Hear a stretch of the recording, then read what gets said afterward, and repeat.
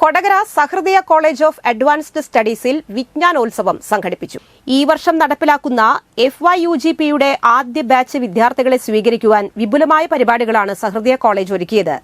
July 1 രാവിലെ 9:30 ആരംഭിച്ച പരിപാടിയിൽ ഇരിങ്ങാലക്കുട രൂപത bishop Mar Pauly Kannookadan, Sahrdaya college manager monsignor Wilson Eerathara, college executive director doctor father Davis Chinginiyadan, principal doctor Joy KL, vice principal doctor Karuna K, finance officer reverend father Andrew Vattoli, PTA president Thomas Mathew എന്നിവർ വിദ്യാർത്ഥികളെയും രക്ഷിതാക്കളെയും അഭിസംബോധന ചെയ്തു.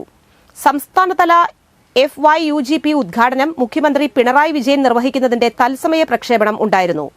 വിദ്യാർത്ഥികൾക്കും രക്ഷിതാക്കൾക്കുമായി 4 വർഷ ബിരുദത്തെക്കുറിച്ചുള്ള orientation class സംഘടിപ്പിച്ചു. ഈ അക്കാദമിക വർഷത്തെ കോളേജ് ഹാൻഡ് ബുക്കിന്റെ പ്രകാശനം മാനേജർ നിർവഹിച്ചു. തുടർന്ന് പ്രശസ്ത മോട്ടിവേഷണൽ സ്പീക്കർ പ്രവീൺ ചെറിയത്തിന്റെ പ്രഭാഷണവും വിദ്യാർത്ഥികളുടെ കലാപരിപാടികളും അരങ്ങേറി.